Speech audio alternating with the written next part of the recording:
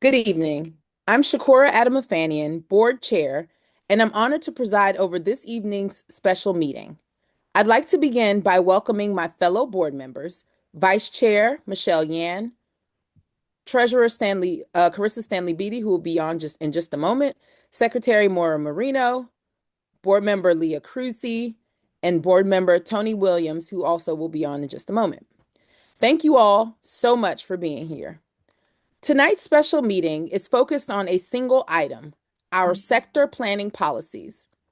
Over the past several months, DC PCSB staff have been developing what we are calling a suite of sector planning policies. In December, we held a roundtable on the school reorganization policy, and in January, we continued that discussion. This evening builds on that work by bringing school reorganization policy and the school expansion policy for a broader, more integrated conversation. This roundtable is an opportunity for us to engage deeply with what we hear from our staff, practitioners, working from a range of perspectives, and a parent. It also creates space for the public to better understand the questions we are grappling with, hear our concerns, and see how we are thinking through these important real time decisions. Once approved, these policies will help this board carry out our work in a way that is clear and dependable so school leaders and the broader community can better understand what to expect from our processes. At their core, these sector planning policies shape how we approach some of our most important decisions. They guide how we consider expansions, mergers, and acquisitions, and help create the conditions for increasing access to quality, in demand seats and for schools to operate more effectively, navigate challenges such as leadership transitions and enrollment shifts, and avoid unexpected closures. They also support long term stability and sustainability across the sector. Ultimately, this work is about being clear, fair, and forward looking in how sector in Washington, D.C. I look forward to a thoughtful and constructive discussion this evening. Over to you, Dr. Walker Davis. Thank you, Chair, and good evening, members of the board. This roundtable is timely for many reasons. Just a few days ago, on March 27th, families across the city logged into their My School DC accounts, many with hope, anxiety, and big decisions ahead to see where their children were matched. And for some, it brought relief. For others, new questions and uncertainty. And at the heart of every one of those moments is the same goal. Every family is searching for a quality option that works for their child and their circumstances. Sometimes something that fits them, their academic interests, logistically, as well as the kind of emotional environments that they want to have for their children. As we begin to dig into the full set of data, early trends are starting to emerge, some that we anticipated and others that require a closer look. Overall, fewer applications were submitted this year compared to last year. There are likely many factors contributing to that shift, and we will continue to analyze what is driving it. At the same time, sixth and ninth grades were the only entry points that saw an increase in applications this year compared to last year. And that aligns with what we saw in the State of DC's report released last month, and it reinforces what we know about key transition points for families moving into middle and high school. These trends matter for the conversation we're having tonight. They speak directly to demand, access, and how families navigate the system, particularly at critical grade levels where school pathways and feeder patterns become most important. More broadly, this work is grounded in a clear why. Our city is evolving, the needs of families are changing, the landscape for schools has shifted, and our policies must evolve alongside that reality. Our enrollment policy was last updated in 2018, and we have never had a formal merger and acquisition policy. Since then, a great deal has changed, including the introduction of Aspire, our academic accountability system. As we continue to learn from that system and from the data and experiences of families, it's important that our policies reflect where we are today, not where we were several years ago. To help the To help ground tonight's discussion in lived experience, you will hear first from Rebecca Gann, a parent at Sella Public Charter School and a member of our Parent and Alumni Leadership Council. Rebecca has been actively engaged in conversations around sector planning, especially as it relates to how families experience transitions into middle and high school and the clarity and predictability that they need when making those decisions. Her perspective reflects what many families are navigating, balancing quality, access, and continuity for their children. And it's an important lens for us to consider as we think about the policies before us. Following her remarks, I will introduce our panelists, who are bringing a range of perspectives from across the sector, including school leadership, governance, and policy expertise. And together, they will help us explore how these sector planning policies can better respond to the realities we're seeing in the data, in schools, with our partners, and certainly in families' experiences. So I too look forward, Madam Chair, to a thoughtful and grounded discussion this evening. And with that, I believe we have Ms. Gann to start us off. Dr. Walker Davis, just really quickly before we begin, Ms. Gann, we're looking forward to hearing from you. Want to acknowledge Board Member Sandman is present with us this evening. Thank you so much for being here. And Board Member Stanley Beatty, so good to see you. Thank you so much for being here. And I'll turn it over to Ms. Gann. Thank you so much. Good evening, Chair and members of the board. Thank you for the opportunity to testify. My name is Rebecca Gunn, and I'm a member of the founding board of Sala Public Charter School. I'm a current Sala parent, a member of the Ward 4 Education Alliance, and a member of PALC. I appreciate the effort the board is making to improve oversight and to safeguard public resources, and in general, to engage in a more thoughtful planning in this charter sector. I understand that the merger and acquisition policy is intended to support sector sustainability, efficiency, and quality, and reduce the disruption for students and families when schools face instability, and that the expansion policy is intended to foster a more coordinated system driven more by need and by demand. These are important and necessary first steps to creating more structured and transparent processes that provide necessary oversight for schools, while continuing to allow the schools to innovate and to tailor classroom instruction to serve the needs of its students and families. We've all seen what happens when the charter school system is in reactive mode. When a school closes, it doesn't just disrupt the school itself, it disrupts families, routines, friendships, and even a child's sense of self and stability. But I want to talk to you about what families are experiencing every day, not just in moments of crisis, but in how we move through the pre-K 12 public school system. Right now, there are real gaps. The mergers and acquisition policy allows a stronger school to more easily acquire or combine with a failing school to avoid families having to scramble last minute when a school shuts down, like with Eagle. This is very important. However, neither the merger and acquisition policy nor the expansion policy adequately address the feeder school issue for language immersion elementary programs or other specialized instruction models, like Montessori schools. In a time of population decline and in an ever-changing city economic landscape, it may not be feasible for standalone schools to expand to high school by themselves. National or network schools would seem to have the advantage given high market rents in a city like DC. And part of what makes DC unique is its track record of successful homegrown and/or single-site schools. Sella and at least two other charter immersion programs currently have no feeder path into middle school or high school where students can continue their language journeys. Even DC International School, DCI, the only advanced language public charter middle school or high school program in the district, cannot guarantee admission for all of the students in its current feeder program. Indeed, there is currently no policy that allows strong schools to partner together to create formal feeder patterns. DCI itself required an active city council. In practice, this means that a student who has spent 8 years learning a language throughout their childhood has nowhere to continue their language in their adolescence and beyond.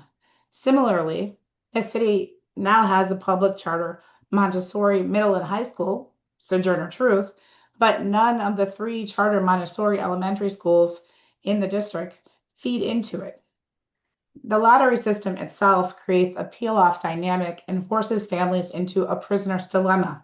Do we leave early to try and secure a spot somewhere else? Do we stay and watch the strong and diverse school our child loves so much become a shell of itself in upper grades? We all know where the strongest needs are. As other panelists will likely echo, the data shows the highest demand is for strong middle school and high school options. As a parent, I believe the board has a critical opportunity now to include in these current policies or in a new policy a way to create elementary and middle school partnerships. The board should both safeguard public resources through a strong mergers and acquisition and expansion policy, but also work with schools and work with city leaders to create formal feeder patterns, especially for programs with strong demand like language immersion. From a language immersion parent's perspective, what we want is simple. We want our children to build on their language learning successes and not start over. We want to feel confident in their public school path ahead and not uncertain about what comes next. When these feeder pathways exist, everything changes. Kids stay engaged, families stay committed, schools can build on success rather than lose it. And with that, I thank you for your time. Thank you so much, Ms. Gann.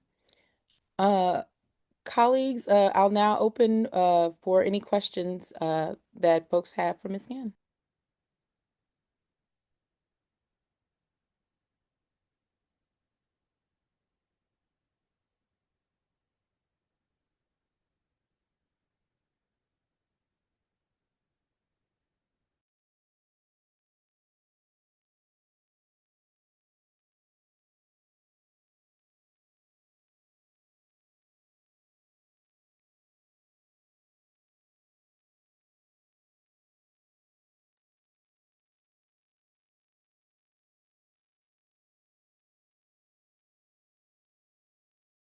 Okay.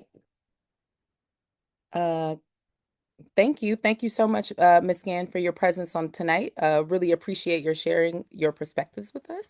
Uh, thank you very much. Sugar, I can jump in if you don't have one. I'm sorry, go ahead. I can jump in with the question. Ms. Gann, thank you so much for coming before us this evening. And I don't know if I missed the moment to, do I not see you on here anymore? Oh, sorry. Is she still on? Yes. Still in the attendee pool. Yeah, we promoted Miss Gann back. Thank you so much. Thanks so much for coming before us this evening, Ms. Gann, and for your participation on PALC. I think my question is,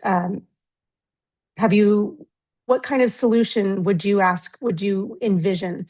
You mentioned something about a feeder pattern. As you're well aware, the existing feeder pattern that was enabled a decade plus ago, it was specific to language immersion. You mentioned specialty programs is among what you're thinking about, which only some of which this body has authority over, be specific to those pathways, to those particular programmatic areas? Or would it be further language immersion? Would it be expanding existing language immersion? And then there's other considerations I know I've heard out there around geographic specificity around the city. Can you expand it a little bit more?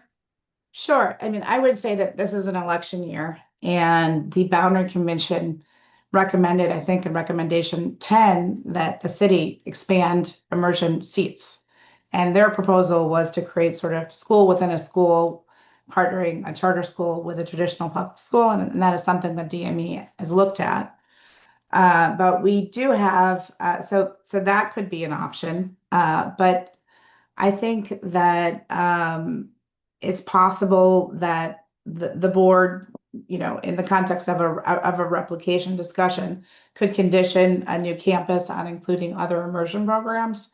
That's one thought. Another thought would be to look at enrollment, because there are a number of, in Ward 4 and Ward 5, small middle schools, CMI, inspired teaching, even Sojourner Truth, and look at a partnership that way. This might be the year where we say, we've got these three charter immersion programs that don't have a feeder. How do we solve it?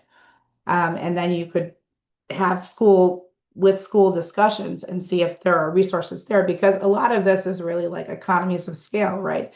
If you have two small schools that can partner up and they're both strong in their own right, then they can, pitch in budgetarily for space, right? And that's usually for charter schools, a lot of agita is surrounded affording space, right? So if you had a small middle school, but you could create a language immersion program within that school and they could share resources that way, that's one way to shore up enrollment, right? Because that's why the peel up is happening. You set up three charter schools in the city, I believe, that start in fifth grade.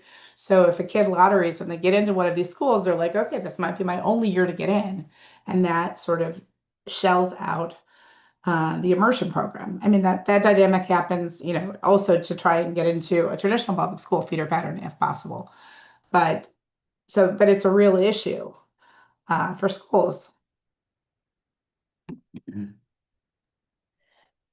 Thank you, Ms. Oops, Gann. That I actually, said that on mute. Thank you. oh, thank you, Ms. Gann. That actually prompts a question for me.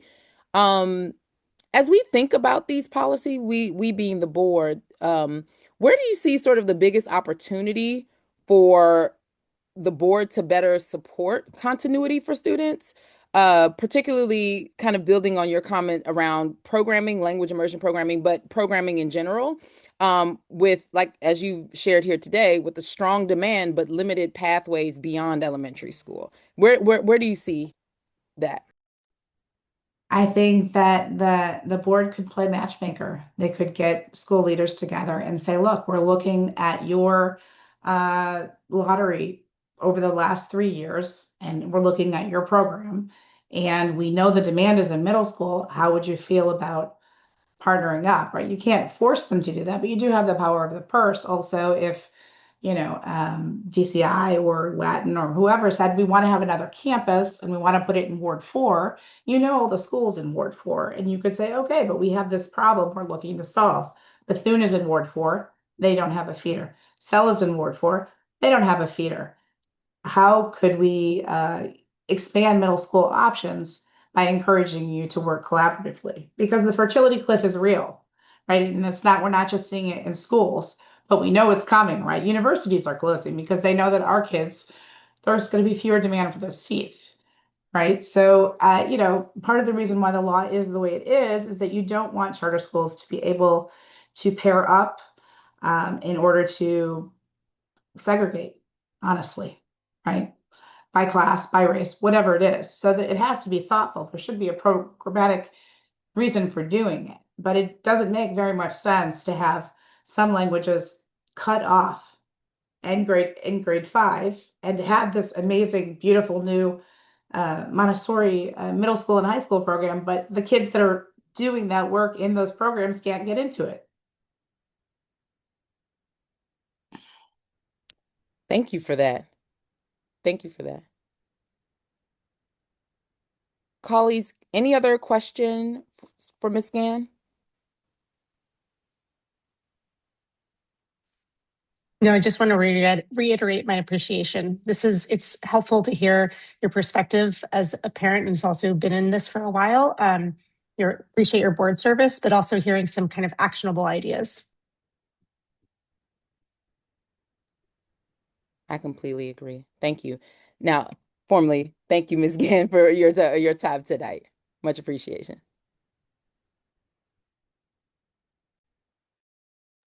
All right, thank you. Dr. Walker Davis, before we proceed with introductions of the new panel, I want to take us a step back and want to name that we are indeed in public comment. Thank you for the grace. New board chair here, working on it. I appreciate that. So at the beginning of every board meeting, including special meetings like this one, the DC Public Charter School Board reserves time to hear testimony from members of the public. Each speaker will have 2 minutes to speak. And if you need to make a few additional points after your time finishes, please email your testimony to public.comment@dcpcsb.org. As I call your name, our Zoom host for the evening, Jonah, will promote you from the attendee pool and unmute you.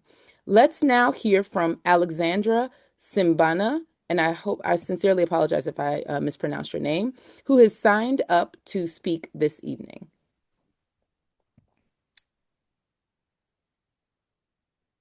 Hello. Hello, good evening. Apologies as I am parenting, zooming across the DMV.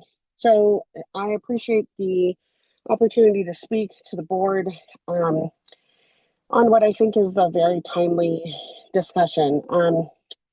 Again, my name is Alex Simbana. I am a current parent of a DCI student. And while you are discussing what your planning needs are, I sincerely hope that you add to it an oversight element to schools. Because as we have seen happen within many different charter schools, issues arise that are internal that erode the school community, whether they're academic in nature or, sometimes behaviors that have gone unchecked within the school community, whatever they are.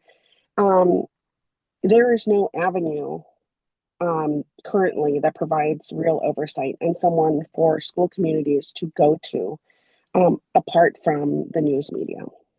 And so I bring forth to you tonight a very serious issue that has been spiraling out of control at almost exponential rate at DCI. I'm the parent of an 8th grader. When we moved to DCI, like the family before had said, I figured, I had lotteried into my last school. My child will go to the school through 12th grade.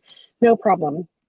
But I quickly saw a number of issues within my school, reached out to school leadership, often ignored by school leadership, tried the community liaison angle that went unaddressed. There were promises of a parent engagement arm that would eventually come to be that is still in the works. In the meantime, all of these unaddressed issues within our school community have now resulted in most recently a vote of 80% of the teaching staff who participated in this vote, anonymous vote, 20% who did not participate out of fear of retribution, but the 80% who voted returned a 94% vote of no confidence in the executive director. The staff tried to raise those concerns internally and had no success. I attended a board meeting a few weeks ago, and having heard of these issues and wanted to see how the board would receive them, the board brushed these concerns off, chose to, chose to take the majority of the meeting to countermand what they had heard the concerns were and just negate them all instead of actively listening and participating and listening to student concerns, parent concerns, and teacher concerns. And that void of real, honest, authentic engagement to address what is clearly a huge problem at a school campus has shifted the belief in many parents that this is a school that they can remain at. I myself will be disenrolling my child, and we lotteried. I saw the signs ahead of lottery season, and I said, we're going to try our luck at the lottery. Thankfully, she was accepted into her school. But it is crushing to her and me to leave a community that we have spent a lot of time trying to become members at. We have finally found our group of parent friends, of student friends, of loving teachers, only for their concerns, which are 7 pages long, I will mind you, Good evening. go unaddressed. So I think that there needs to be, for schools, some sort of oversight arm within this greater mechanism that helps schools reach out for assistance when they cannot find it within their own school communities. Thank you. Thank you so, so much.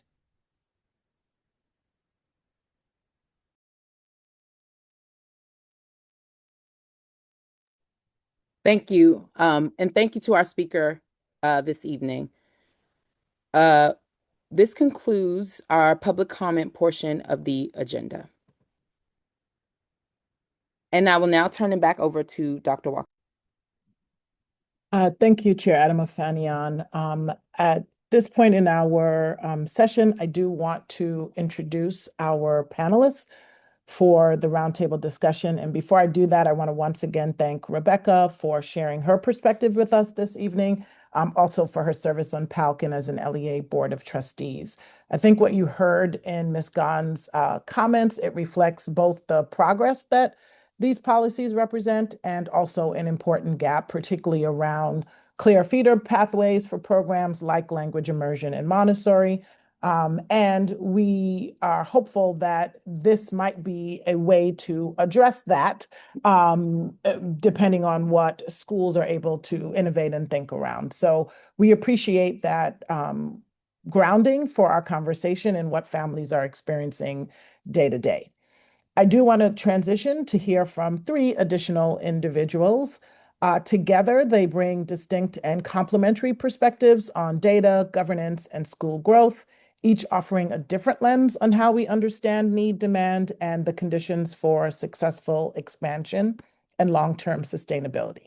So first, I'd like to introduce Chelsea Coffin, who is the Deputy Director of the DC Policy Center and leads its Education Policy Initiative. Chelsea works at the intersection of data, policy, and practice, using citywide trends to help us understand need and demand.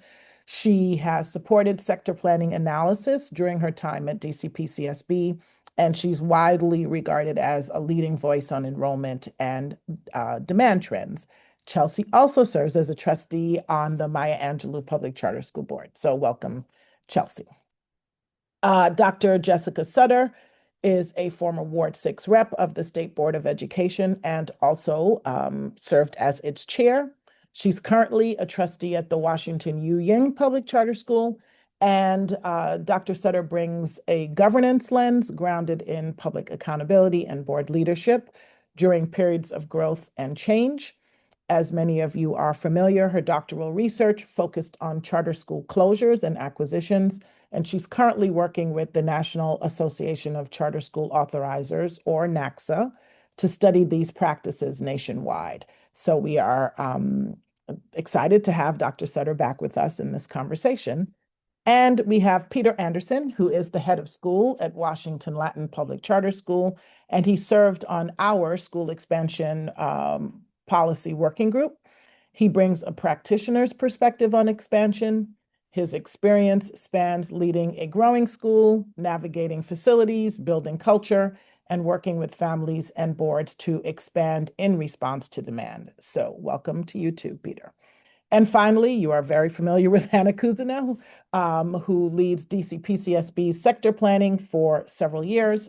Hannah brings an internal policy and strategy lens, helping us ground our approach in our data practices, our organizational priorities, while also the work that she does across agencies like the DME and My School DC to align our efforts to the broader citywide needs. So with that, I will begin with the presentation just to provide some context for our discussion, and then we will have an opportunity to have Q&A with our panelists. If we can have the slide deck up, please.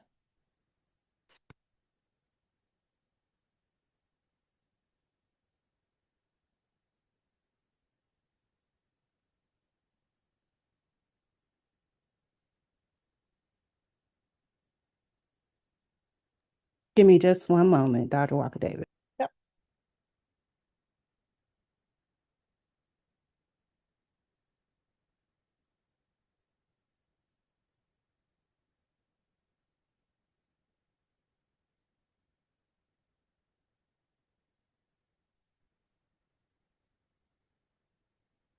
Thank you. You can go to the next slide. So I'd like to just begin by grounding our sector planning policies in how all of this fits together. So part of the benefit of this roundtable is for us not just to have a conversation on one specific policy, but the collection of our policies and to situate that in the context of the work that we do. So I will make my disclaimer that this is a work in progress, but we wanted to just have some way of trying to visualize how these pieces come together. So at the top, you will see sort of how does this represent, how does this work situate itself within a larger vision for our schools? We are aiming for schools that are excellent and equitable, that meet need and demand, and that are financially stable. And all three of those priorities matter, and they have to work together for our sector to be strong. If you think about what will facilitate that, you'll see in that middle section that the vision, underneath that vision line, is how we get there through our policies, our guidance, and the data that supports it. So to the left, you will see Aspire, which I'm sure this board is very familiar with. That is our academic accountability system, and it helps us understand school quality, how well schools are serving students across a range of measures.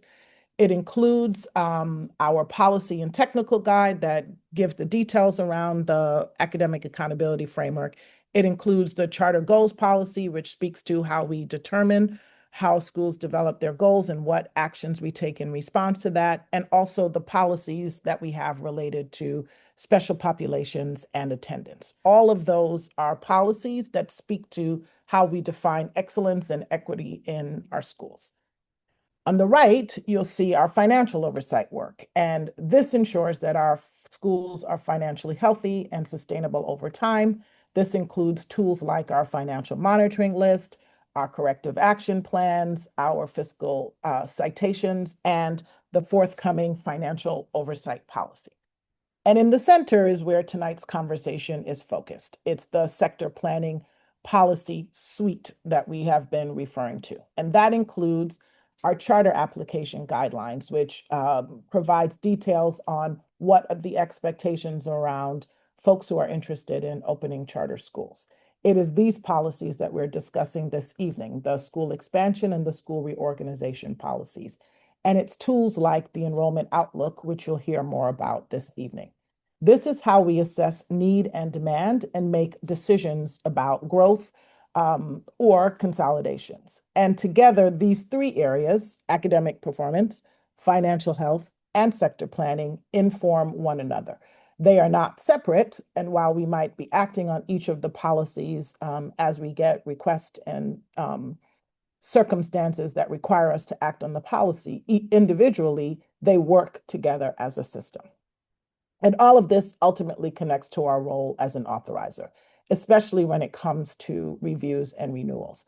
So the decisions that we make about whether a school grows, changes, or continued is grounded in this fuller picture. The key point here is that sector planning does not sit on its own. It is informed by our academic data, our financial oversight, and the broader policy environment. And as the city evolves, all of these pieces must continue to evolve together. Hannah will walk through sort of how we got to where we are with these policies to date and where we are in the process, and then we will have an opportunity to engage with our panelists. So Hannah, over to you. Thank you. Let's go to the next slide, please. So zooming in on that center circle around sector planning, it would be helpful for us to define what sector planning is. It's how PCSB uses data, policy, and decision-making to create a charter sector that is quality, responsive, diverse, and sustainable. When we talk about data, that's a whole host of factors there. We have demographic and enrollment data, community needs, as well as performance data that could be measured by Aspire, or in the case of our alternative accountability schools, their ability to meet their charter goals. We are talking tonight about a suite of policies that we hope are setting the standards and clear processes for schools to make sector planning related requests. And then finally, the board votes on those requests to open or expand or to reorganize schools. And in the event that a school is not meeting its charter goals, not adhering to those guidelines for review and renewal, maybe it's not fiscally sustainable, then the board does make decisions to close schools, and that has an impact on the charter sector that we are shaping. Next slide. So you saw our goal, a quality, responsive, diverse, and sustainable sector. There are roadblocks to meeting that presently. First, DC population shifts are leading to overall lower enrollment and funding over time. And we can dive more into exactly what we mean by population shifts later on. Second, school quality and saturation varies across the city. You heard Ms. Gann tonight speak to this point, right? The idea that there are certain wards in our city that have fewer and some that have more schools, and program types can vary as well.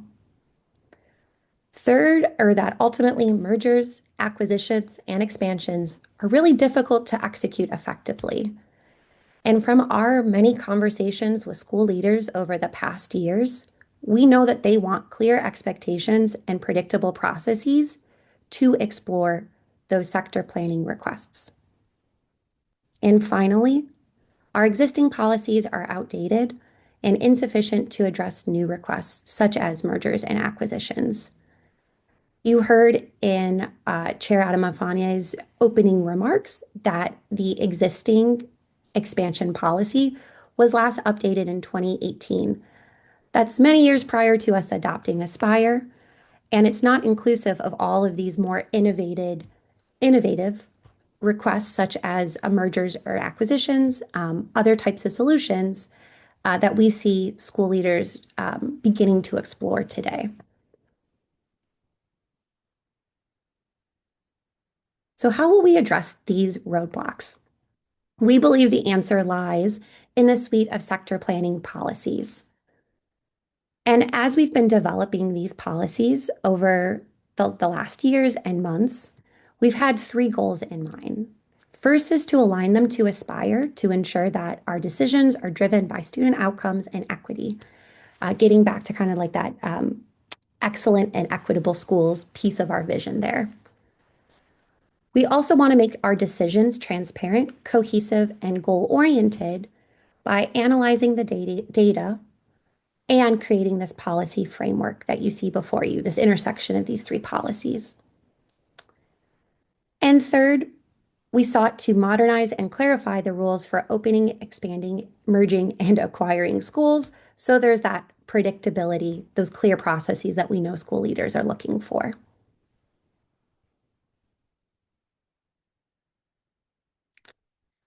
Here's me zooming in on that Venn diagram kind of graphic in that slide before. Here you can see the purpose behind each three of those policies or guidelines in the case of new school charter application guidelines, their history, and then the updates we have either implemented or are proposing implementing for 2026. Focusing on the school expansion policy, which will govern how PCSB evaluates expansion requests. We want to align that with Aspire, sector planning pillars that I'll elaborate on in the next slide, and create this broader scope to encompass requests like grade expansions or campus replications. This policy is currently open for public comment and will be through April 26th at 11:59 p.m. For the proposed school reorganization policy, this is a brand new policy for PCSB, and it's been informed by engagement with school leaders, city partners, national organizations like NACSA, as well as other authorizers. That too will be aligned to Aspire and our sector planning pillars. And it really represents this novel emerging work within the charter sector space. And it can become a leading national model for how other authorizers can consider such requests for reorganization. Next slide. These are our pillars. So in order to create this cohesive policy framework, within those three policies or guidelines, you will find these elements: clear guiding principles, a multi-stage review process, a standard for approval that prioritizes need and demand. Applicants must demonstrate that the proposed expansion, the proposed merger, acquisition, new school meets an unmet need and demand in order to be recommended for approval by our board. And to inform that analysis, we are debuting a revised demand analysis. It is called the Enrollment Outlook. It analyzes population and enrollment trends to determine if a school is likely to meet its proposed enrollment targets. Chelsea and the DC Policy Center have been our partners in this work, and she can talk more about where we are heading with that during our discussion. Last slide. So I mentioned this focus on these two policies, the school reorganization and the school expansion policies. Here you can see the ways that we've engaged school leaders over time, when the public comment windows took place, times where at public board meetings we've held public hearings or discussions, as well as this target vote date of June 29th at our public board meeting. That is when we intend for the board to vote on a finalized, updated policy, set of policies, for one for each, that incorporates and responds to public comment that we have received. And that note, that's the end of my presentation, and I will kick it back to you, Chair.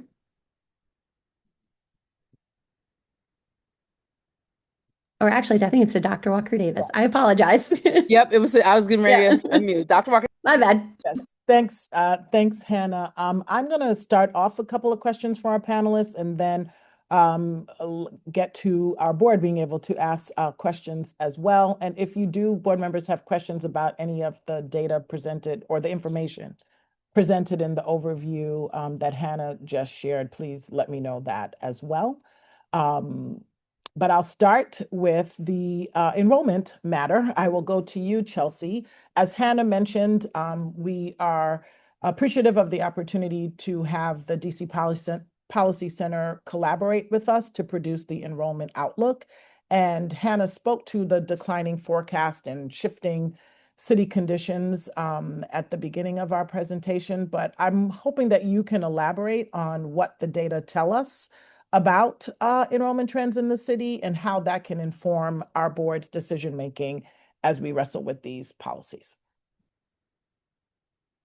Thank you so much, Dr. Walker Davis, and I appreciate the chance to speak with you all tonight. I'm excited for your questions and how it will guide our thinking as we move forward with this enrollment outlook.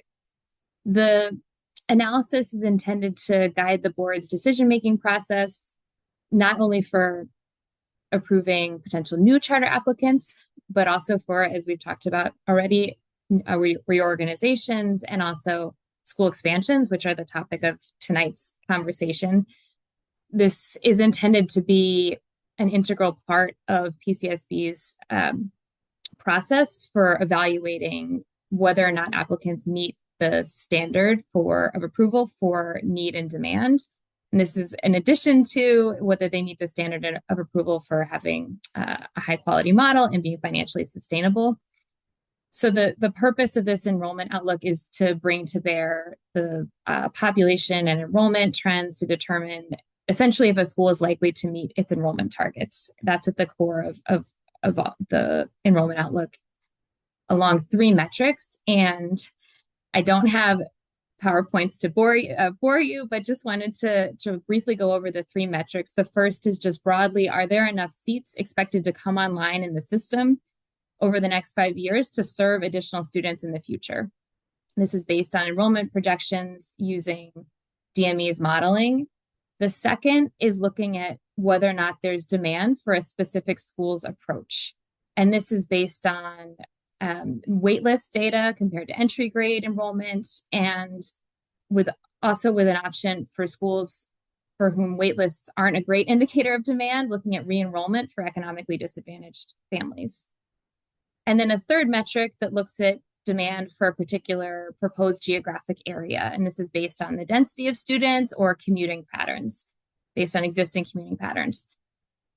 In addition to these three metrics, we are preparing this enrollment outlook for three versions of this enrollment outlook. One for pre-kindergarten to grade 12 schools with differentiated data by grade bands, also for adult public charter school applicants with a different set of enrollment trends, and for alternative accountability framework schools, looking at the types of learners whom they serve.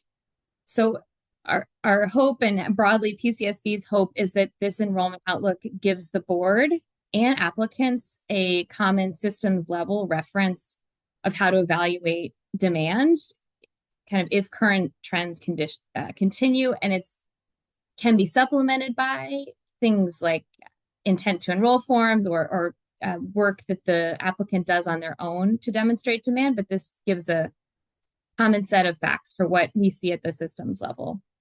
So and this could look differently, the way that this is used could be different for different types of applicants. For an expansion, it could be that the board is very interested in demand for the particular approach because the school can demonstrate that there's a very strong level of demand for their current model. For a reorganization, it's maybe less relevant how many additional students are coming online because you're talking about combining two schools. For a new applicant, maybe it is this number of students more broadly expected in the system to think about whether or not you're able to attract those families who are not necessarily already kind of planned for in a way. And just to reiterate what Dr. Walker Davis said and what Hannah was mentioning, this kind of bringing in this sense of need and demand is going to be increasingly important in a system where we are expecting lower enrollments in the coming years. And this is a reversal of the growing pie, as you know, that we've been seeing over the past 20 years or so. And especially starting to see it in pre-kindergarten and also see it show up differently in certain parts of the city. So I'll stop there. Excited for this conversation. Thanks, Chelsea. Before I ask our other panelists a question, I wonder if there's any clarification that board members want to ask Chelsea right now before I move on. Can I ask one point of clarification around the enrollment outlook data? Is quality data from like accountability scores, either OSCEs or PCSBs, layered in to this, or is this something, Dr. Walker Davis, that PCSB staff would do on top of that? Just trying to understand where that lives in terms of these metrics. Yes, so the academic accountability information is baked into our standard of approval. So that is one part of the analysis that we do, and the enrollment outlook supports schools' responsiveness and our analysis of need and demand. So they both come together, but it is not baked into the enrollment outlook. And I don't know, Hannah or Chelsea, if you wanted to add anything more there. What I'll add is we had a lot of internal discussions as a staff around that intersection between demand and quality. I know Chelsea also has some thoughts on that as well. Ultimately, if the central question we are answering is, will the school likely meet its enrollment targets? We're thinking about the ways families approach choices, and Aspire or DC School report card scores may not be that number one factor that a family bakes into that decision-making process. Now, as an authorizer, it's part of our vision that our schools are quality as defined by these frameworks we've developed, like Aspire. But we recognize that enrollment can represent a different set of decisions that a family makes. So we wanted to be able to present to the board when it's making a decision, like both of those considerations. Okay. I know we're doing clarifying questions during this part, so I'll stop there. Yeah, sorry, I probably gave you way too much food for thought there. The short answer to your question is both factors are in the standard of approval for a policy decision, but the enrollment outlook stands alone in terms of defining need and responding to need and demand, separate and apart from academic accountability. Other clarifying questions here? I thought I saw Treasurer Stanley Beatty. Yes, thank you, Dr. Walker Davis. Just a couple questions. So I'm framing this correctly. The enrollment outlook, is that an annual document, or what's the timing on that? Yes, it's similar to our what used to be called the sector planning supplement. So we would update that every time we have new enrollment information. Yes. Okay. And then Ms. Coffin, I just have a couple questions for you. And excuse me, I'm doing this from my notes because we don't have the actual enrollment outlook, right? That's pending. And we didn't have anything in terms of pre-reading that ties to that. Okay. So then your first point about, I guess, sort of the three aspects of the enrollment outlook, you noted that the first one is, are there enough seats to serve students in the future? When you say enough seats, are you identifying the number of seats, or what does enough mean? That's a great question. Thank you for the clarification. For this, we're looking at enrollment projections. And essentially, if a new school is coming online and they want to serve 500 high school students, given the enrollment projections coming out of DME, do we expect there to be 500 additional high school students over the next 5 years? Okay. And I think it doesn't mean that a school can't open, but it kind of gives you a sense, again, as Hannah was mentioning, is a school likely to meet its enrollment target? And that's for this enrollment outlook, all of the analysis is geared towards answering that question. Okay. Okay. And so the piece of data that you mentioned from the DME is what? Just so I have it again. Yes, of course. It's the DME is required to produce regularly enrollment projections. Okay.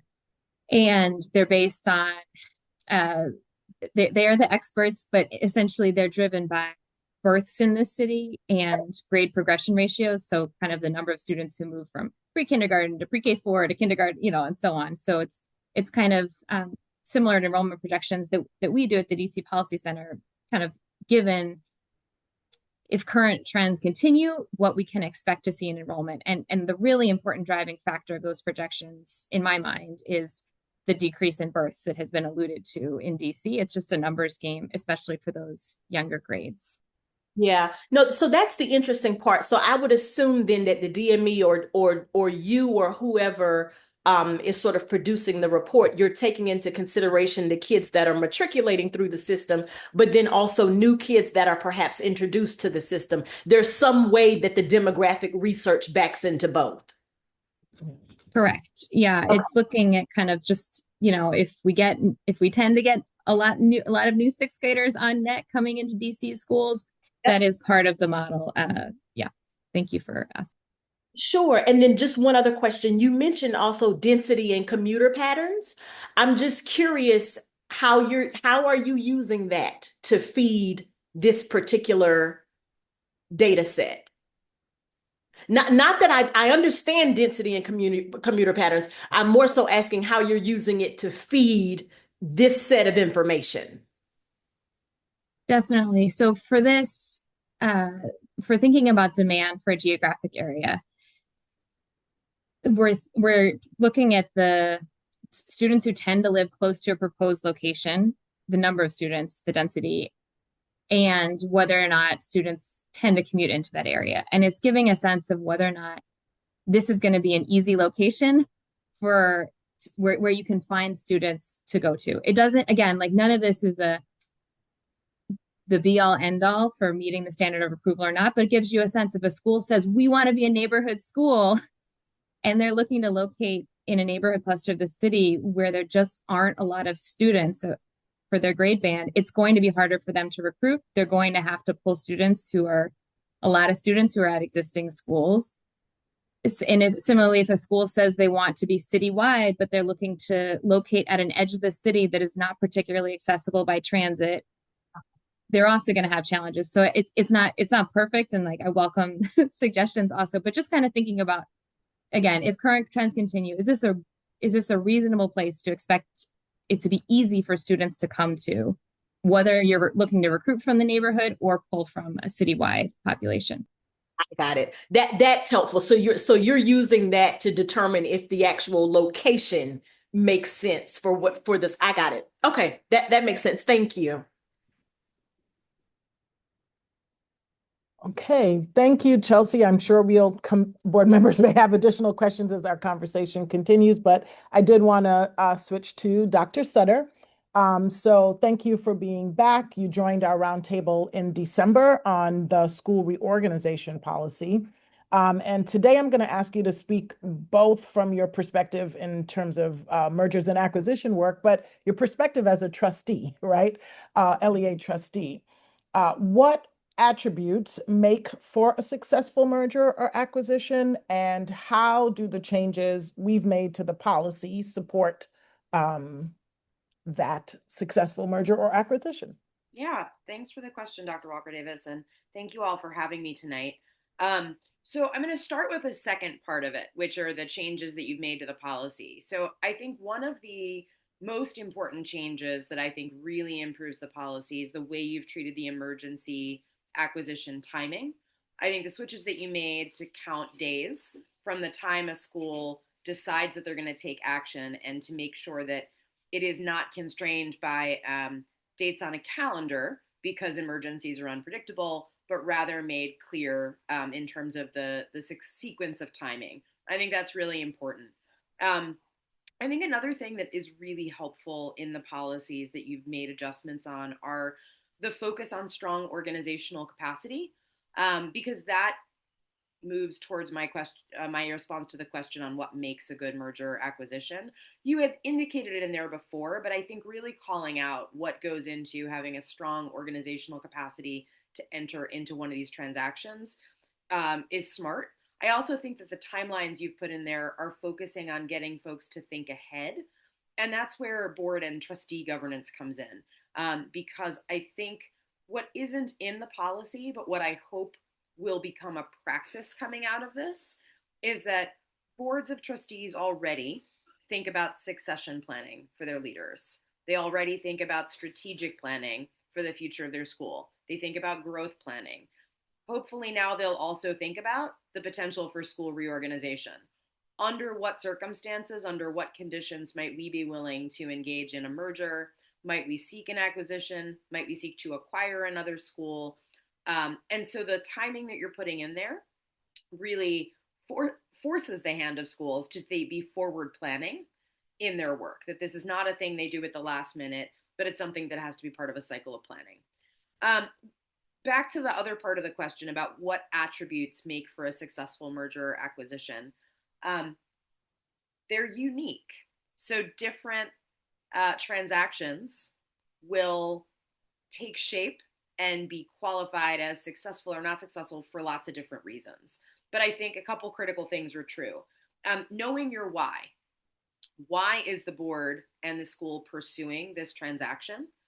And then how is the transaction that they are pursuing and proposing to their authorizer lining up with their why? Are they seeking to grow and they realize there are schools in the city that may not be growing because of quality reasons? So they're a quality school with high demand. By gaining access to another facility in another neighborhood or with another an organization that is not seeing high quality, maybe that's a way that they can grow and meet quality demand in the city. So I think knowing the why is really critical for a successful transaction. I think being clear that you have strong governance capacity to undertake this work. No one has, I was going to qualify it, but I think I'm not. I cannot think of an LEA in town that just has an extra person sitting around who's ready to pick up a merger or acquisition and run with it. So you need to have strong governance capacity so that you're supporting your school level, LEA level staff in the work of doing due diligence, working through the questions, having board to board conversations about these transactions, because ultimately the boards need to be involved in the approval of even a desire to go forward and pursue this with their authorizer. So I think that strong governance capacity is a second thing. And then I think the third thing is the focus on children.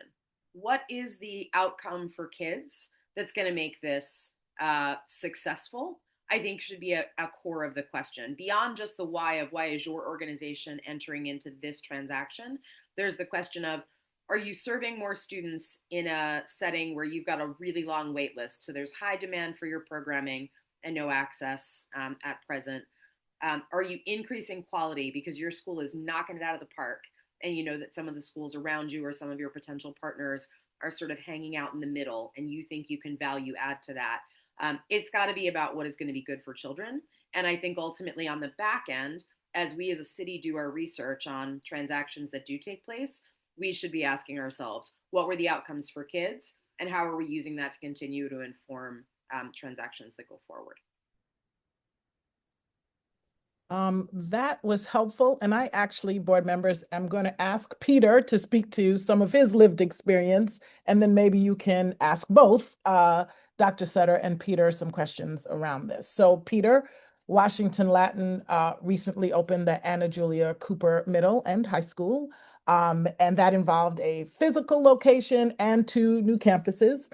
So how does what Jess just offered in terms of markers of success resonate with you? How does what Chelsea offered about considerations resonate with you? And what challenges did you face with your expansion or might anticipate an LEA facing in that effort? Thank you, Dr. Walker Davis. Um, Before I answer those questions, just want to say that part of my lived experience is not just going through this expansion, but having been in New York, where I was involved in co-locations and in both the Bronx and Harlem, and also serving on boards, both in the New York, New Jersey area and also here in DC, including the Common Lottery Board, including the board of another charter school, including the Charter Action Board, and also serving on the executive committee for the Charter Alliance, which allows me to engage with other LEA leaders who are struggling with some of the same issues and sometimes having to represent them. So just want to share that. I have lots of different experiences that I'm leaning into as I respond to your question.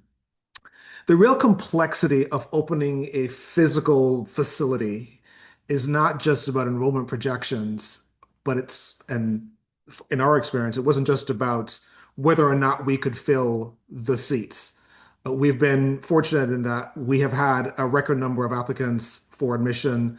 Um, Almost every year that I've been at the helm of Washington Latin, there was one year where we had a dip during the pandemic, but we've had record numbers of applications every year, including for the next admission cycle.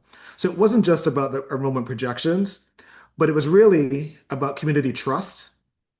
It was about culture, both staff culture, replicating staff culture, and being able to transfer what was important about student culture and operational readiness.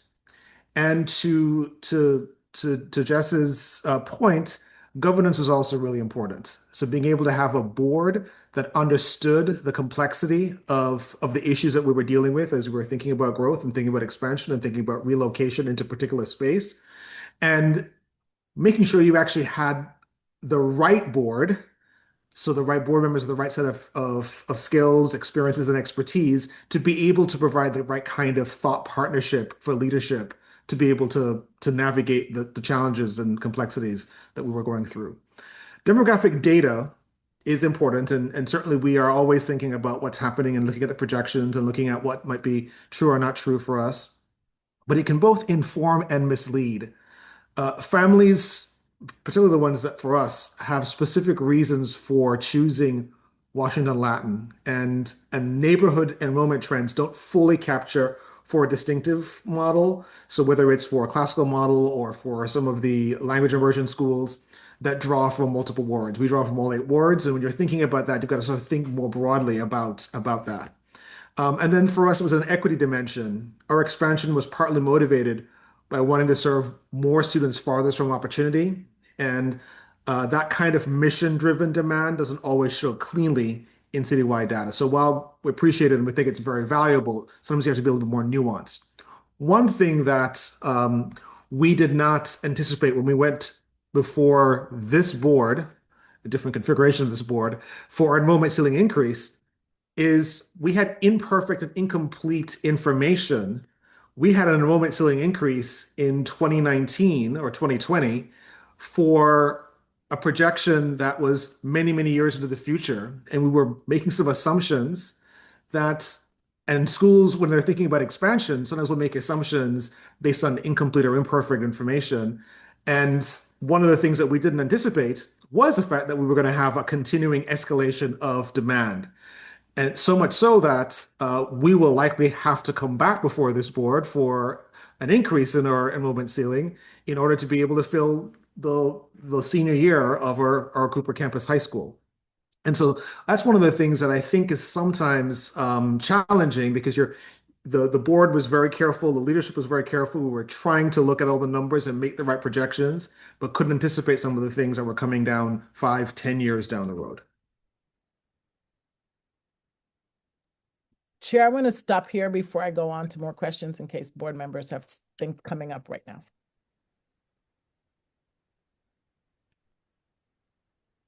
Anything coming up pressing before I add some more complexity to what we are examining? Board Member Salmon?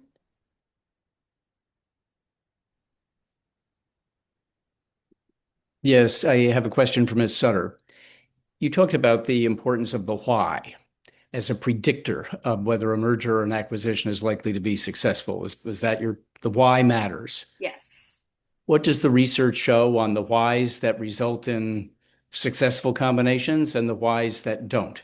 I love it. Great question. So now I get to talk a little bit about the work I'm doing with our friends at NACSA, which actually shows there isn't nearly enough research to help us answer those questions effectively. So one of the things that seems to be a trend in the whys that schools pursue it.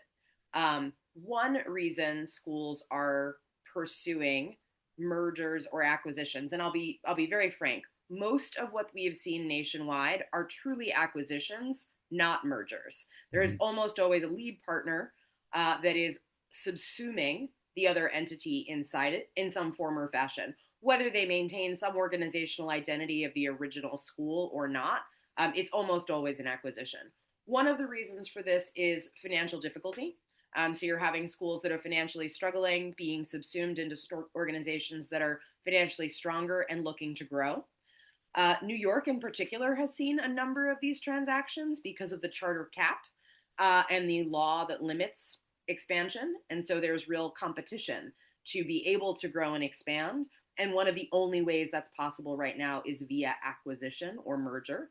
The policy in New York also enables it, and there are authorizers that are more open to it than others. So there's multiple authorizers in New York, and SUNY has been more open to this in the past and seen some of these transactions take place. We're also seeing them as a means of acquisition for schools approved to do so under declining enrollments. So the ways that schools used to grow by organic expansion, we'll just open another campus, and if we build it, they will come, is no longer going to work in some places. And so we're seeing schools across the country begin to pursue growth via acquisition as a means of expanding their program and subsuming other schools where enrollment is dwindling, perhaps because it's a similar program to what is offered many times over in the sector, and a unique program with high demand is able to subsume that school facility and much of that student population as part of it. To the point, though, that you ask about the why, I think one thing that we're also seeing is that folks often um, believe that there are cost savings to be earned in some of these transactions that may not be accurate or realistic. So they believe that perhaps there are a couple of transactions where folks have come together to form a new CMO like organization. And they assume that getting rid of 3 back offices and having only 1 back office will offer valued cost savings. That isn't always the case. Sometimes folks think it is and I say this tongue in cheek, a quick fix to a leadership succession issue. We know our leader is leaving. We're not sure who the next leader is. We'll just look to merge or be acquired. Turns out to be a lot messier than many folks expect and understand. And so there often is more turmoil and less of a smooth transaction and transition than they hoped for. So I still think knowing the why is important. I may add a caveat, which is communicating that why to your stakeholders and making sure they're all on board with it as well, so that when the inevitable pains that come with growing via merger or acquisition happen, if folks were on board for here's our purpose, here's why we're doing it, yes, we may expect some bumps in the road along the way, but if we were clear with you on what we hope to accomplish and we believe it's possible, then we go through this road together. One more question. Yeah. Do you think that the policies we're looking at adopting allow us to consider the why? Do they factor the why in? You say the why is important. Yeah. Do our policies reflect a consideration of the why in the ways you think might result in better predictions of success? It's a great question. And I mean, I think I can say confidently that it isn't called out in the policy. The why isn't called out.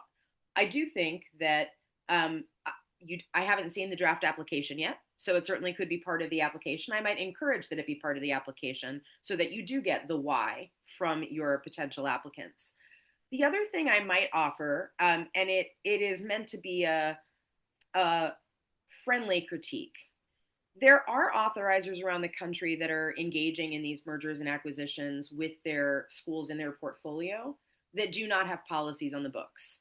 They are using their existing authorizing practices and they are putting those practices to work pragmatically to say, all right, well, we have practices for approval of enrollment ceilings, we have practices and policies for this. We'll just put them together and use it rather than creating a new policy. The why factors in a lot there as well, because then when we're applying our existing practices, but we're doing it to a new situation, there's a bit of authorizer discretion that is expected there. And I hope that however the board moves forward with its policy, you don't give the illusion to schools that you won't exercise rather authorizer discretion, because I believe that you should. You should be exercising authorizer discretion in this, even if you choose to say, we've got a really clearly outlined policy, there should still be space for authorizer discretion in there. And the why I would encourage you to make really important in that aspect of the work. Thank you. That's very helpful. If you have the time to do it, I'd appreciate not now, but your thoughts on what changes we might make to our policies to reflect what you're saying. Okay, I appreciate that. Dr. Walker Davis and Hannah know where to find me. Yes, I did want to make just a clarification to what Dr. Sutter shared. We have been operating like other authorizers in using the policies that we have to react to inquiry that comes forward. And what we heard both from this board and others is a compelling case for creating a policy so that there is some clear communication about what our expectations are. And I think your point is well taken, Dr. Sutter, that should not limit our ability to be responsive and exercise discretion. And so for board members, this letter of intent is a key part of us starting to wrestle with the why for a school. And absolutely, we could have that as part of the application to make that a critical step. And we've done that in our application process. I'm sorry, Chair, yes. Thank you. I just have two questions here. I know we need to move on. Dr. Sutter, thank you so much. And again, Mr. Anderson, thank you for being here. Dr. Sutter, if we get governance right in this policy, what will actually be different for boards a year from now, right? Like, what are the conversations? What behaviors should we expect to see based on the policies that we put forward? Just Yeah, curious. it's a great question, Chair. Thank you for that. So I think one thing is, I'm on the board at Yang, and we just went through a strategic planning process. We did not talk about this in our strategic planning process. I would hope that a year from now, with a policy like this on the books, any board that's engaging in a strategic planning process is including a question in their strategic planning process around under what conditions might we pursue anything like this, what would be our non-negotiables for why we might pursue an acquisition, whether for our own growth, or where we might see that as an off-ramp for ourselves and our school. I should also say, I've said this in a few places, so I never remember who I say it to. I think it's really important for schools in this moment, as enrollment is changing and our funding sources are changing, to ask themselves the question of what was our mission and our purpose in the first place, and how are we doing with respect to it? So, are we still on track to be able to accomplish our mission for the kids and families we said we were going to serve? If we are, full steam ahead. If we are not, what comes next? And there are a lot of options that a policy like this lays out. There can be a passing of the baton. We've run the race as far as we can. We don't want to leave kids and families in the lurch. Who can we pass the baton to, whether via a merger or seeking an acquisition? Maybe the answer is we believe we can do it, but we need a partner in the work. So we're going to find another organization aligned in mission and vision to come together and merge with us, because we still think we've got something to do in this mission, but we can't go it alone anymore. We thought we could, but we can't. And I think that's especially true for single site standalone entities that may find that there are limiting factors in their ability to hit their mission. And then I think there's the third option, which is the hardest, but which is the question of, we set out to meet our mission and circumstances are not allowing us to get there.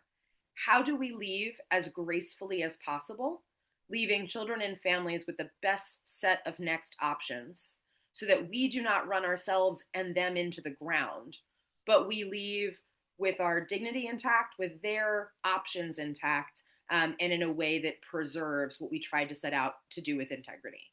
Those are really hard conversations, but I think if this policy is passed, those are the kinds of conversations I'd want to see boards having as part of their own strategic planning processes. Dr. Sutter, wow, wow, wow. I was on mute, so you couldn't hear me going. That was well said, and certainly a big piece of thinking, a nugget to chew on there. Thank you so much. Peter, would love to hear you answer the same question, but from a school leader perspective. If we get our governance right, we get this policy right, what will be different with respect to questions that school leaders are asking themselves and as they're planning? Thank you. Thank you. So, with regards to what school leaders um, would be asking themselves, I think part of what school leaders would be asking themselves is, do they have clarity about the expectations and the criteria for expansion? And I do think that this policy um, does offer more clarity. It provides a standard that's higher than the previous policy. It gets a lot of things right. And I do think that that is something that will be reassuring for school leaders. One thing, though, that I do want to speak to, which is I think maybe an area where we could go even further in getting the policy right, um, is with regards to de minimis expansion. So this new policy, like I said before, is a genuine improvement in many ways, but it does still apply the same multi-stage gauntlet. So a notice of expiration, a letter of intent, a full written application, a public hearing, a capacity interview, a board vote. And these are important, but it applies to every expansion regardless of scale. And the old policy at least had a de minimis carve out for requests fewer than, I think it was fewer than 10 students or less than a 5% enrollment increase. The board could use discretion in waiving some criteria. The proposed policy appears to have eliminated that explicit safety valve, and I do think that that's worth flagging. So I do think that that might be one little tweak that we want to do to get this right, because I do know that there were at least two LEAs that had to have de minimis expansions recently. And selfishly, we were going to have a de minimis expansion that's going to be coming down the pike in a couple of years. So, given that, I do think that that could be some area for getting this policy right. Um, but I also, even from my school leader seat, do think that governance capacity is another area of importance. And and yes, if we get it right, we might think differently. There might even be a different approach, a separate interview to really get a better sense of governance capacity. Because I do think that one of the areas that often gets overlooked is the extent to which governance capacity can undermine the success of an expansion. Thank you for that. Fantastic. I'm going to get Board Member Marino, I mean, Secretary Marino, my apologies. I want to get you in for your questions. Thank you. Thank you. First of all, thank you all for being here tonight and for sharing your expertise so generously.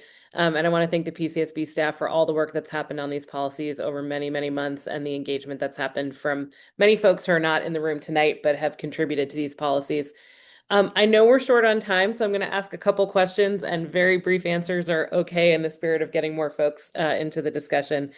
I'm trying to get my head around kind of order of magnitude of impact of these policies as currently written. So I want to focus on school reorganization. Um, from conversations that each of you may have had informally with school leaders, do you have a sense of how many LEAs are actively considering taking advantage of one of the school reorganization pathways? And again, as currently written, what's your assessment of order of magnitude of impact of these policies? Should we be expecting minimal change, lots of change, huge shifts? Yeah, so anyone can answer those questions. So I'll just jump in and say, in terms of my conversations with other school leaders, the number of leaders that are thinking that they're going to be involved in mergers and acquisitions is small. Um, there are a number that are wondering whether this might be something that they have to consider in the future for the purposes of sustainability, and wonder what might be the recourse available to them if they need to go down this path. But that's separate from saying we actively want to merge or acquire. So at this point, I don't. There might be two or three that I've spoken to that say it's something we would consider. But the majority of those that are thinking about this policy are thinking about what might be a lifeline that we might need to pull on in the event that we need to have better economies of scale, or we need to respond to some of the stressors in the environment. I'm going to double down and say I think Peter's exactly on track. I would also say two or three, but I want to go to something that the parent, Ms. Garn, offered earlier about matchmaking. So I heard that suggestion and the specific suggestion that the PCSB act as matchmaker. There is a deep divide among authorizers around the country right now as to whether or not it is appropriate for an authorizer to play the role of matchmaker. There are some that have played that role and feel confident and comfortable that it is still their role to play. There are, maybe I might venture to even say many, who think nope. And I think the best quote I heard on it was, I will bless your marriage, but I'm not going to arrange it for you. So I think that's a really good way of putting it. But I do think there is a call for there to be marriage arrangers when it comes to nudging people towards these policies. And I think there's a lot of discussion as to who the right nudgers are for this. So I think that right now I concur with Peter that I think there are a couple of school leaders that are actively thinking about this as a maybe in the next year or two we might take advantage of this policy. I think with the right matchmakers, you might see that number increase to 5 or 6 or something in the neighborhood of 10 or fewer. And I think you might see even more if you were considering some of what Ms. Garn suggested around cross feeder pattern as an option for policy in sector planning, or shared services agreements that expand it a little further than what many schools have engaged in now. That's very helpful. And I think if any of you have additional feedback on what we could change either within these policies or in our accountability policies or other levers to make these policies like more useful for more LEAs to consider, I think that would be helpful. My last question, maybe I'll just name and then invite feedback at another time or in whatever way makes sense. But I think one of the things I'm wrestling with kind of comes down to this discussion we were having earlier on the why behind mergers and acquisitions. And I think this is a policy design choice. You know, the current school reorganization policy is written with very clear criteria up front, and I can understand why it sounds like it's quite responsive to what school leaders have been asking for. And I think I also hear, like Peter, to your point about de minimis expansion and the other policy, we want to create space for innovation. And so one of the things I'm struggling with is to what extent do we gate upfront who even puts in an application? Or do we treat it more like we do with a new school opening, where we say a lot of people can put in an application and we're going to use really clear review standards to decide who meets the bar? So again, in the interest of other folks having time, we don't need to get into that now, but that's something that I would love feedback on at some point.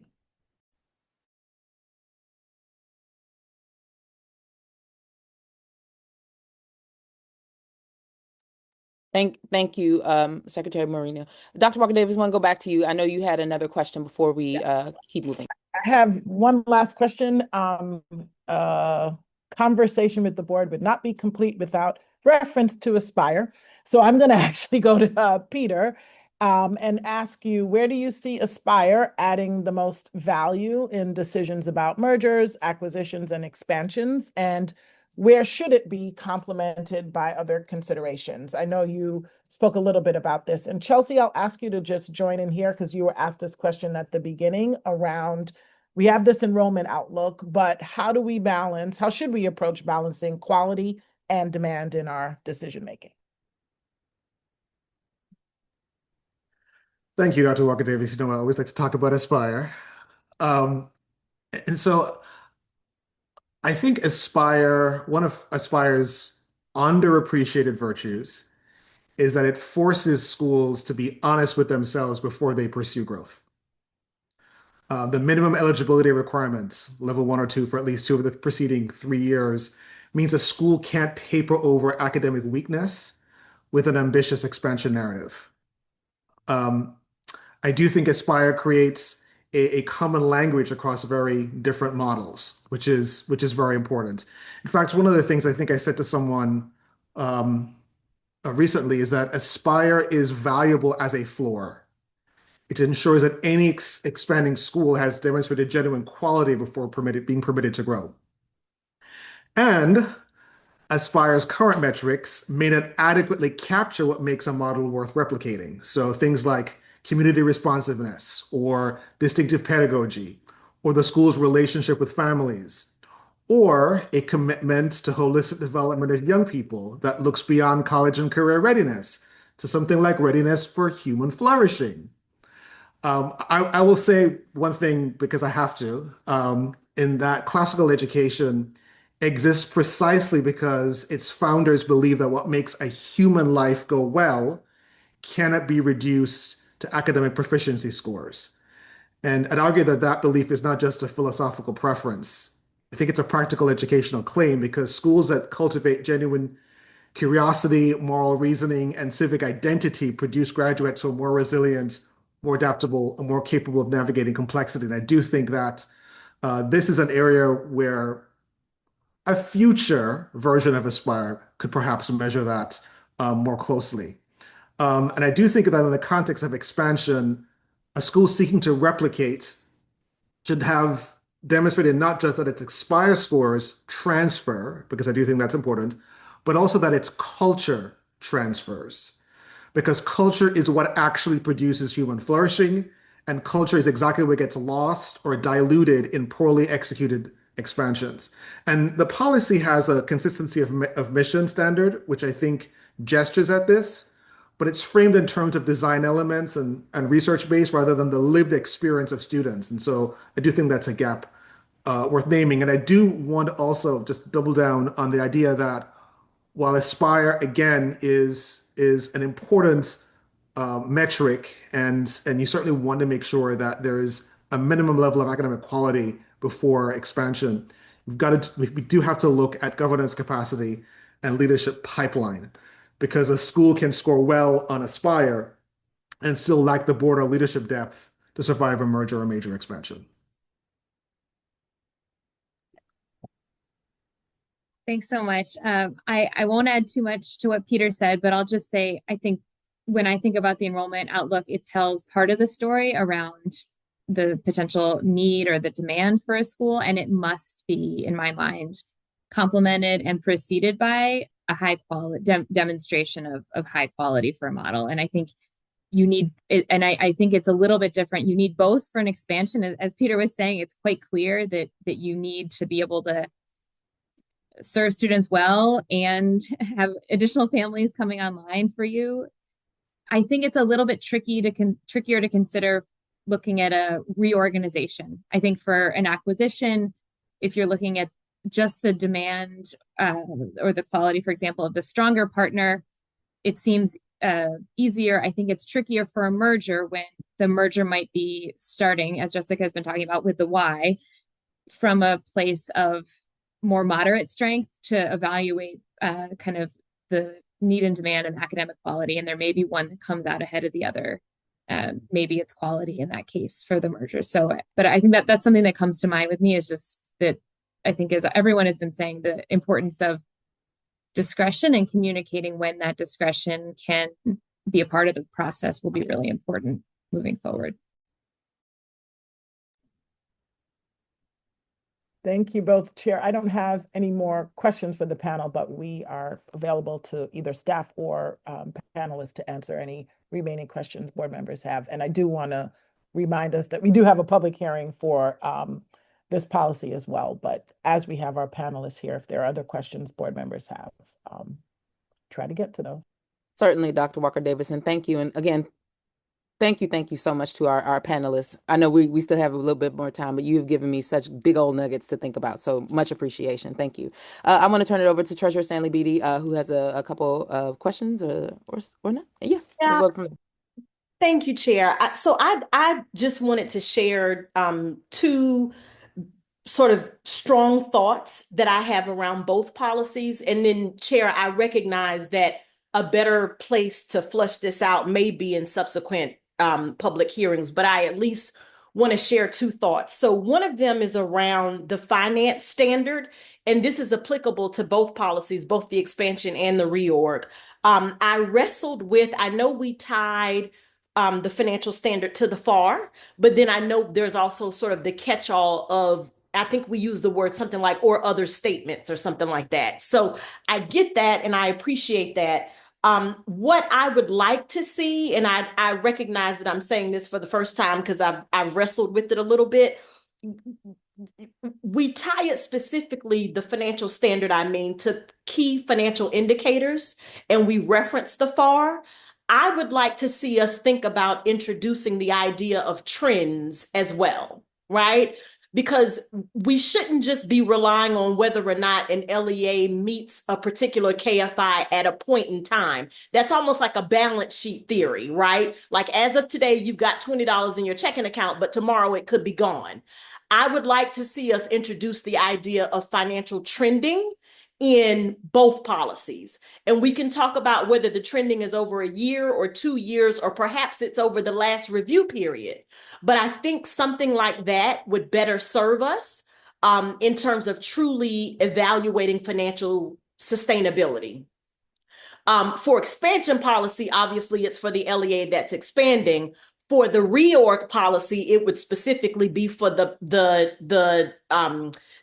LEA that's acquiring, right? And in the case of mergers, you would look at, well, I guess in the case of mergers, we could talk about what that would look like. But in acquisitions, it's clearer, right? It's the one that's leading the acquisition. So I want to introduce the idea of trending for finances under the finance standard. And then my other sort of strong thought is, I want to get more comfortable with our analysis and how we are truly going to look at and evaluate need and demand. I think that's critical in both policies. And I understand that we'll have this enrollment outlook document, and I look forward to reading that, consuming it, and talking about it. I would assume that that's not the only thing that's going to guide us. And so I need to get more comfortable with what that process is going to look like, and what standards we're going to introduce and sort of what that evaluation looks like. Because I think that is the backbone to a lot of this conversation. And depending how sort of how you cut the pie, decisions would really rest and fall with need and demand. So I need to get more comfortable with that. So those are my two strong thoughts. And then my last question was to Hannah. Hannah, you mentioned that you were going to get back around to population shifts and sort of the importance of those in terms of roadblocks and sort of that big idea. Perhaps it may not be today in this session, but I want to hear from you and the team about this idea of population shift and how you're thinking about it. And I'm assuming that it's more contextual than just demographics. Yes. And I can point out, we can have some more conversations. I can also point out some resources that you might want to be exploring yourselves. But to a point I made on one of those slides, when we are considering factors like declining birth rates or, a even like a school's capture rate in the lottery, when we're considering where schools are located across the city, there is variance. So there is a narrative that is emerging citywide. And then when we look at some like either neighborhood cluster specific data or ward specific data, you get some more nuance there. And so that's also what led us to structure those three questions that Chelsea laid out, thinking about those different factors and the way that data shows up in different ways there. Thank you. Thank you for that. Great questions, Treasurer Stanley Beatty. Certainly juicy there too. Real quick, before I turn it over to Vice Chair Yan, I want to build off of really quickly what Treasurer Stanley Beatty mentioned, particularly around the sort of the enrollment trends. And it made me think about sort of a question around when we think about all this, we have the data, we have our definitions, we'll have our protocol, et cetera. But where does the lived experience of the community and their insight and sort of where does that live with respect to the need to push or challenge what the data is telling us? Because at the end of the day, we have fabulous policies, we have wonderful data that will tell us yay or nay whether this makes sense, but I'm thinking about the human beings who would need to enjoy this particular product. Like, where does their lived insight, lived experience, and their insight sort of show up? And yeah, and how should we be thinking about that? And then I'll turn it over to Vice Chair Sam. Yeah. To clarify, are you referring to a applicant's proposed community or like the surrounding community for a proposed location? I think both, right? What I'm wrestling is with the sort of limitations of data. We can get it crisp, clear as much as we want, but I'm thinking a lot about like at the end of the day, data tells us a story, but there's lived experience that folks have, and that's going to, of course, determine whether or not they decide to engage in a new school. So I'm thinking, yeah. I think the two policies under consideration, as well as our charter application guidelines, set high bars for community engagement. It's right now, those conversations happen now as schools explore some of these pathways. We have another, and they would be represented like in an application. They also happen as we go through that public approval process, right? So through public comment being submitted, maybe additional like letters from ANCs, for example. That's something we need to give great weight to. But I have some other ideas that I think we could explore together. Okay.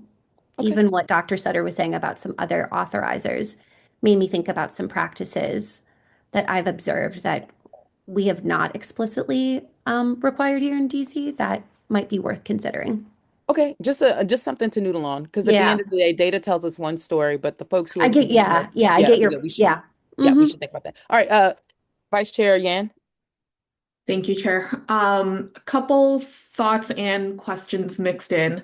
The first just around need and demand, picking up where Treasurer Stanley Beatty left off.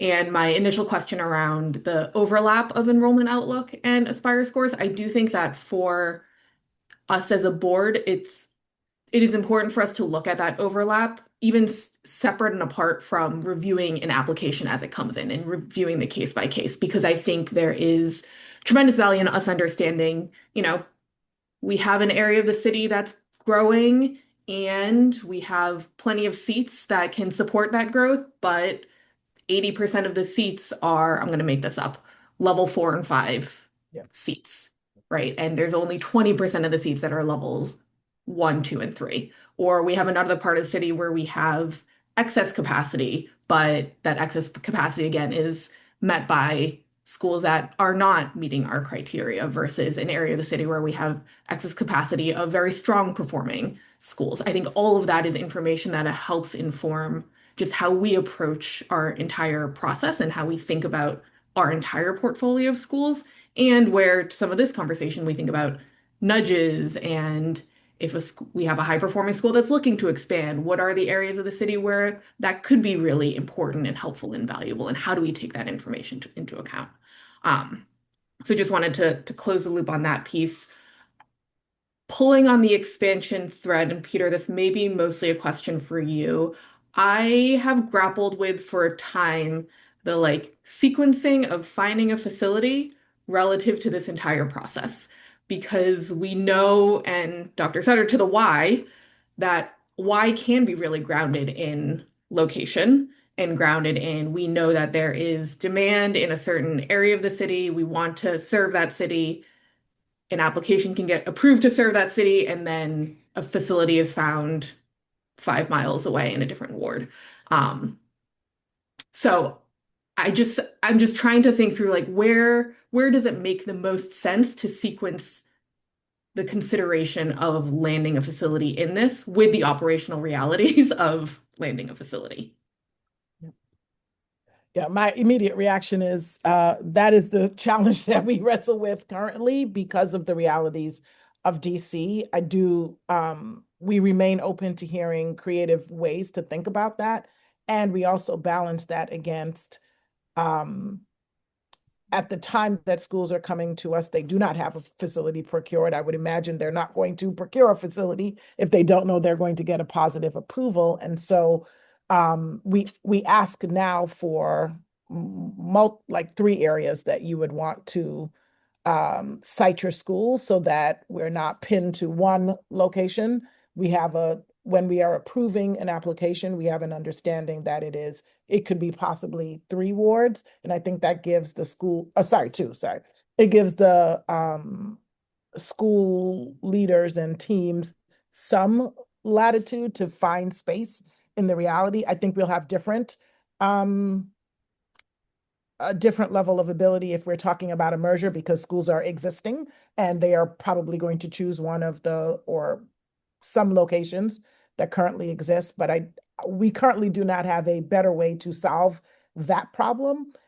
I will say, though, that the facility location does introduce another element of community engagement and community perspective and lived experience. So not just at the time of them submitting their application and of getting approval for their model, when they go to locate in a community, we are also asking for a level of engagement of that community for the siting of the school. And so I think it gives us another opportunity to address need and demand in a different way than the enrollment outlook.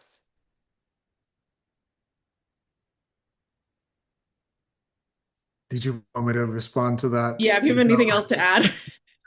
One of the things that I almost hesitate to say is we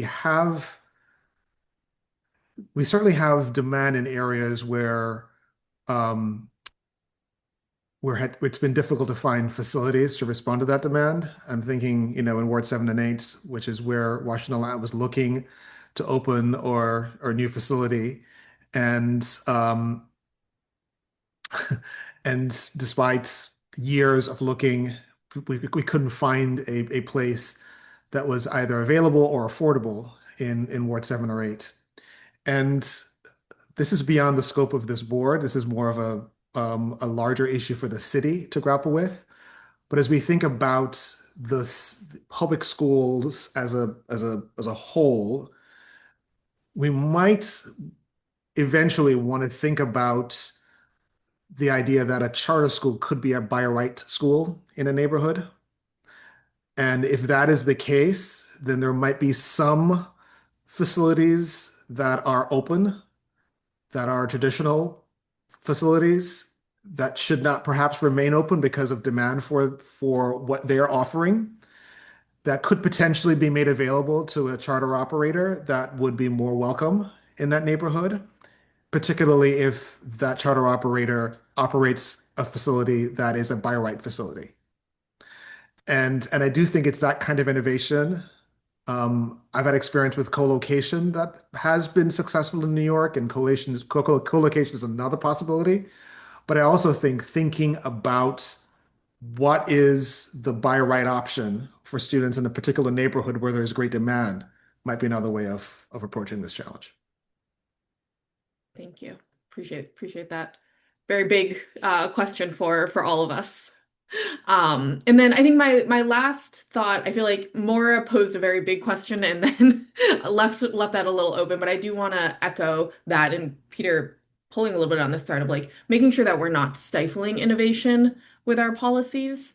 I think writ large, I agree with us having like the policy that we have in place around expansions, around acquisitions, and then very much so around emergency acquisitions. And I think that's an area where we do have to have a very clear process because of just the speed that we're moving with the need for stability for families.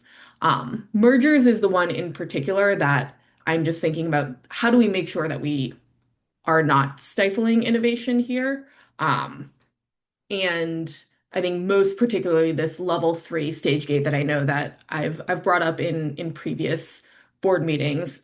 Dr. Sutter, I'd just be curious your thoughts to hear, especially given what you've named around mergers are not very common in general, right? It's hard for us to study this because of just how limiting it is. I think I've thought about, do we treat this just like a new school application? And does that encourage schools to think about mergers in a certain way rather than think about it as a quick fix? Like you are creating a new entity, and therefore us saying that we're treating it like a new school application sends a signal a bit to how boards should govern and think about that approach. Just curious for your reactions there. Yeah. I think the concern of stifling innovation is a good one. It's one I'm glad that the authorizer is grappling with and thinking through.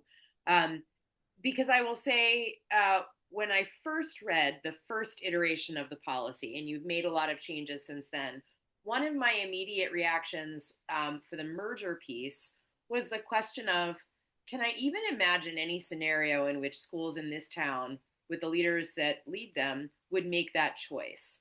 And I say that because humans are human, right? So if you have been a founder of a school and you are running your thing, making the decision to no longer have it be your thing, but instead to pair together with another leader would be an unusual decision. I know of one honest to goodness merger that I've spoken with a leader about, and their story was really unique, where they had been a fellow with Building Excellent Schools with another leader who opened the same year at the same time.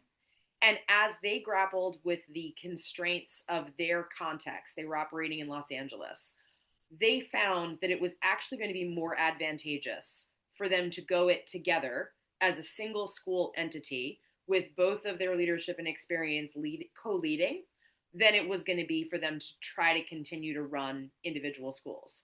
They were both 1 year into their operations when they made that call. So it was early in the life cycle of the school. It was leaders who were already known to one another and copacetic, who had co-written their applications for their schools, who were dealing with contextual factors. We're not at that place in our city right now where that kind of origin story is likely to happen. So I don't know, maybe a good thought exercise for the authorizer to go through is, can you envision an origin story for your merger policy as written, given the LEAs that exist, where they are in their life cycles, what kind of challenges you see them facing from an authorizing perspective? And maybe trying to sort of scenario plan and game plan out, like, can you envision that would be a good exercise. I'm always mindful that there are things that we haven't thought of yet. And so leaders may be out there cooking something up that you haven't envisioned. So making space for that, I do think, is a thing that I'm glad the authorizer is thinking about. And I hope that you will continue to ponder and consider as you look at this policy. Great, thank you. Chair, that's all my questions, and just want to say thank you to our panelists for engaging in this discussion. This has been incredibly helpful for me. Thank you so much, Vice Chair. With that, I just have one final question, and then we'll move to closing this out. Again, you all have been incredibly generous with your time and your perspective. So again, immense gratitude. With these policies, if we get this right, the data, the governance, execution, from each of your perspectives, what will actually be different for students and families in this city? And how do we make sure that we remain anchored in every decision with that thought in mind? Like, what will actually, from your perspective, be different based on how the policies are written today?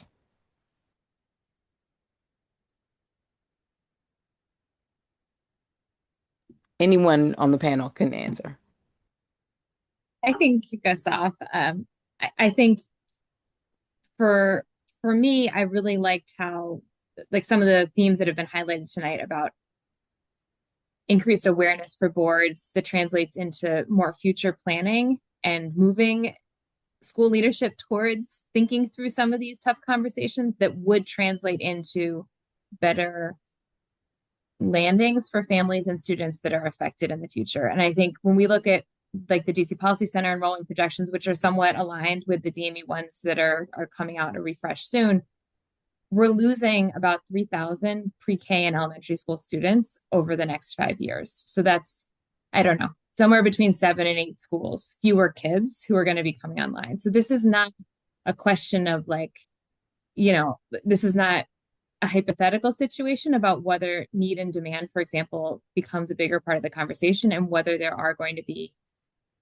more acute decision points for certain schools. And so I really think that having these policies on the books and getting as much as PCSB can push these out to charter school boards and get them really immersed in this language and like, again, like, pushing school leadership to think about it, because school leaders are people, they may not be something that is top of mind for them with all the other pressures they're under.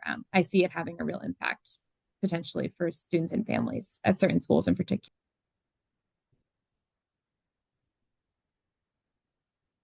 I'm going to give you the last word, Peter, if that's all There right. you go.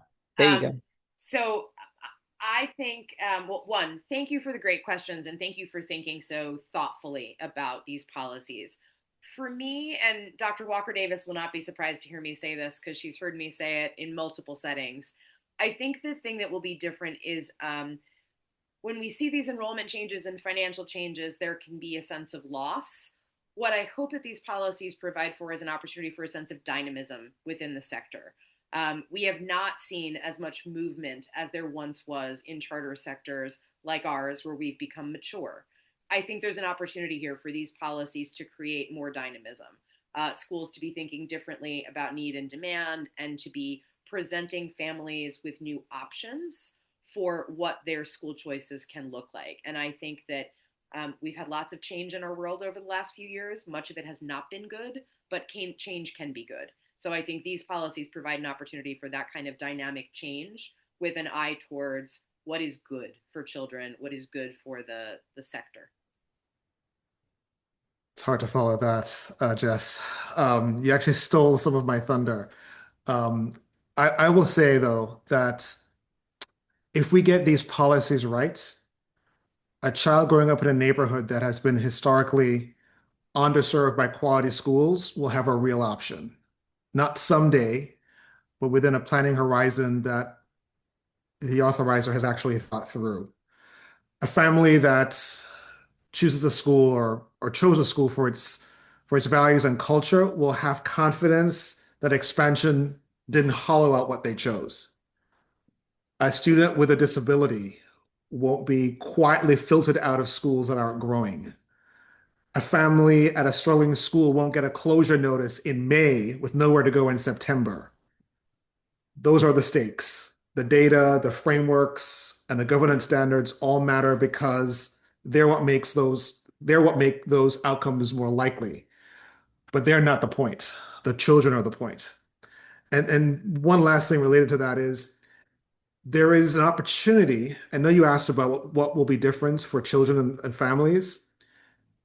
And to that end, I do think that there was an opportunity here for school leaders to think bigger, to think more expansively, to go back to what was really the animating force behind the charter sector innovation.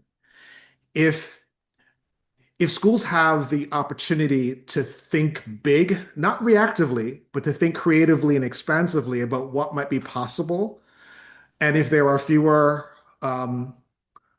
barriers, but there are supports in place to facilitate and support that big thinking. I'll tell you that I was a part of an LEA leaders meeting last week where we were invited to dream in ways that we haven't been invited to dream for a while. And it was inspiring to hear what leaders were talking about. But it does require, I think, boldness and not just policies, and not just the policies from the PCSB, but it does require us to maybe have a different relationship with a new city council and a new mayor for the future. So I would love to dream, and I want to dream big, and I do think that if we get this right, there's really an opportunity for us to do some amazing things for children in this city. Well said. You worried about thunder. That was a mic drop moment. I like that. Thank you. Thank you all. Deep, deep, deep, deep gratitude. You all have given me a ton, and I'm sure my colleagues a ton to consider and think about. And just thank you for your wisdom, your expertise, your experience in bringing this to the floor tonight. I also want to give a special thanks to our parents. Thank you, thank you, thank you for so much for engaging. We are doing this for your students, and we are doing this in service to you all. So having your voice here tonight means a ton. And so thank you and kudos to you all. Thank you to my fellow board members. Fantastic questions, rich discussion this evening. And with that, we have completed tonight's agenda. And if there are no objections, I now declare the meeting adjourned. Yes. All right. Take care, everybody. Good night. Have a good night. Night.